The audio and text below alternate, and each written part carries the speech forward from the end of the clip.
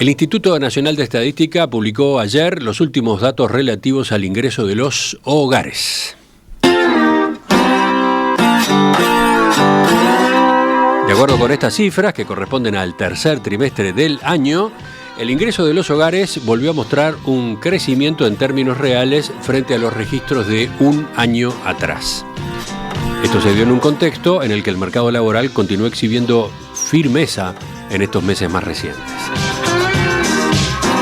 ¿Qué dicen los últimos datos de ingreso de los hogares? ¿Qué marcaron los registros por zonas geográficas? ¿Cuáles son las perspectivas para los próximos meses? Bueno, estamos con el economista Luciano Magnífico, gerente en la consultora Exante. Luciano, ¿qué tal? Buen día, ¿cómo estás? Buen día, todo muy bien, ¿y ustedes? Muy bien. Luciano, ¿te parece si empezamos analizando, con más detalle este último dato de ingresos de los hogares? ¿Cuánto más arriba estamos con respecto, por ejemplo, a 2023?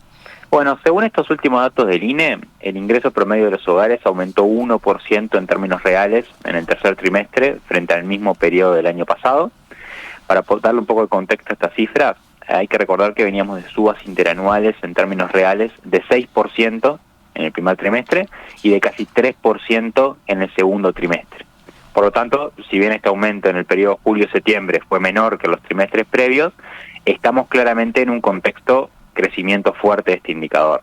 De hecho, si en vez de considerar la variación interanual de los trimestres individualmente, consideramos la variación en el acumulado del año, estamos con un crecimiento de más de 3% real frente a los valores de 2023. ¿Esta tónica de crecimiento fue generalizada en la mirada, digamos, por zonas geográficas ya? Bueno, ahí depende un poco de la comparación que hagamos.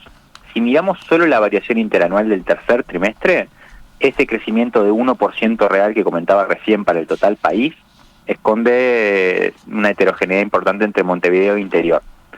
En concreto, el crecimiento en ese periodo de 1% real es generado por la suba de más de 3% real en el interior del país, que más que compensó una caída de 1% en la capital, en Montevideo.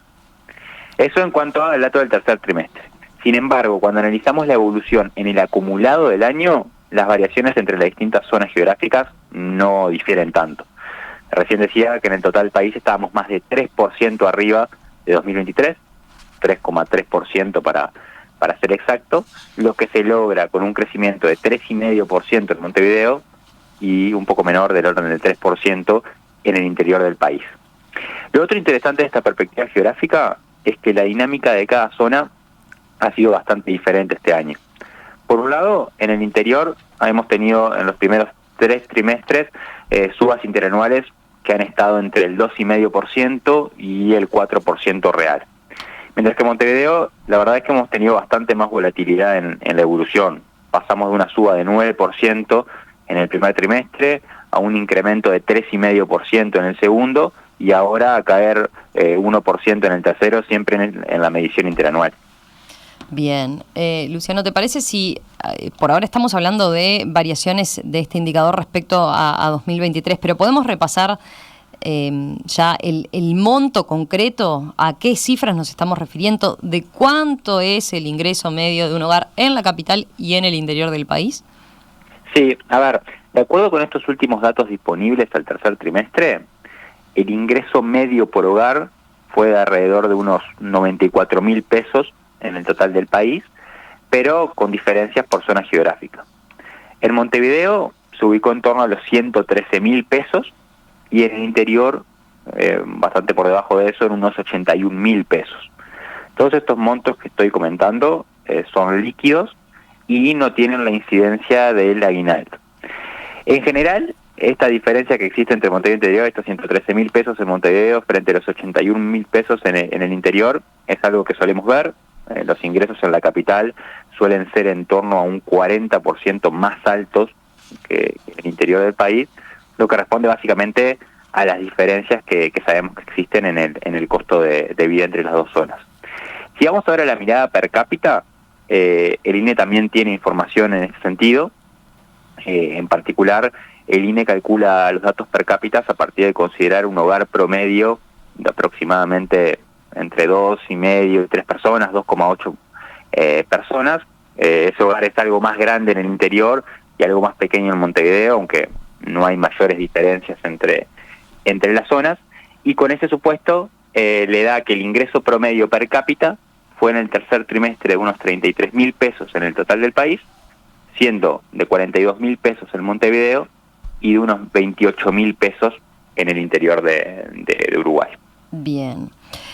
Luciano, a ver, ustedes hace meses que ya vienen comentando el buen dinamismo que está teniendo el mercado laboral, ¿verdad? ¿Este crecimiento del ingreso de los hogares está reflejando básicamente ese dato del mercado laboral? Bueno, técnicamente los ingresos de los hogares tienen diversas fuentes. Tenemos ingresos patronales y de cuentapropistas, tenemos las pasividades, pero sin dudas que la fuente principal es la salarial. Entonces, según datos a 2023, los salarios representaron cerca de un 70% de los ingresos de un hogar promedio, las jubilaciones un 15%, y luego hay otras fuentes que muestran un peso significativamente más bajo. Quizás ahí las más destacadas sean las pensiones y las transferencias. Por eso, dada la importancia relativa de los ingresos asociados al trabajo, la evolución del empleo y de los salarios son clave en el comportamiento del ingreso medio de los hogares en general. Además, hay que recordar, las pasividades también se ajustan, aunque con cierto rezago, a la evolución de los salarios. Entonces, en ese sentido, tanto el empleo como los salarios vienen mostrando un crecimiento importante respecto al año pasado. El salario real de la economía está con un crecimiento interanual de más de 3% en términos reales en lo que va del año. Desde el lado del empleo, desde hace un buen tiempo, estamos observando mucha firmeza. Hemos tenido aumentos importantes a nivel de la tasa de actividad y de la tasa de empleo. Y de hecho, si miramos la evolución de la población ocupada, tenemos un crecimiento de 2% en lo que va del año frente al mismo periodo del año pasado. Ahora, ¿esta evolución del mercado de trabajo se mantendrá en los próximos meses? ¿Qué proyecciones manejan ustedes en Exante? Bueno, por el lado del empleo, la verdad es que no guardamos crecimiento adicional el año que viene, lo que implica que el nivel de ocupación sería en promedio similar al que estamos teniendo este año. Del lado de los salarios, estamos aguardando una moderación del crecimiento en términos nominales, lo que implicaría un aumento más pequeño del salario real en el promedio 2025. Estamos proyectando un crecimiento real de algo menos de 1% para el promedio del próximo año. Entonces, de este modo, en Exante esperamos que el ingreso de los hogares pueda tener algún incremento adicional el próximo año, aunque en una magnitud bastante más moderada que lo que estamos viendo hasta ahora. De cualquier modo, y como ya comentamos otras veces, también es justo decir que los niveles actuales de ingresos son muy altos cuando los miramos en una perspectiva larga.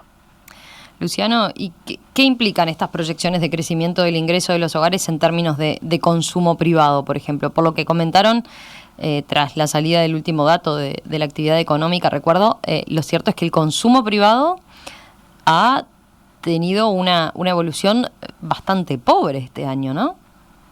Sí, a ver, tal como decís, en los últimos datos ha habido como una suerte de desconexión entre el fuerte crecimiento del ingreso de los hogares y el escaso dinamismo que ha mostrado el consumo privado. Recién mencionaba que el ingreso de los hogares está más de 3% arriba en términos reales respecto a la cifra de 2023. Sin embargo, cuando miramos el consumo, apenas tenemos una suba de algo más de 1%. Entonces, a nuestro juicio, este mantenimiento de un escenario de crecimiento del ingreso de los hogares, aunque sea más moderado, debería derivar eventualmente en una expansión más relevante del consumo de los hogares en los próximos trimestres. De hecho, algunos indicadores adelantados de consumo están mostrando señales positivas de mayor dinamismo para el tercer trimestre, lo que iría en línea con esa perspectiva. De todos modos, si aún contemplando un mejor desempeño en los próximos trimestres, lo cierto es que nuestras proyecciones apuntan a un crecimiento del consumo de los hogares de apenas 1,5% en el promedio de este año y de 2% en el promedio de 2025. Luciano, gracias por este análisis sobre qué perspectivas están manejando para los próximos meses en cuanto a estas dos variables, ¿no? Ingreso de los hogares, mercado laboral, en este marco de buen desempeño de este último. Volvemos a conversar con ustedes los próximos días, ¿te parece? Perfecto, muchas gracias, hasta la próxima. Un abrazo, chau.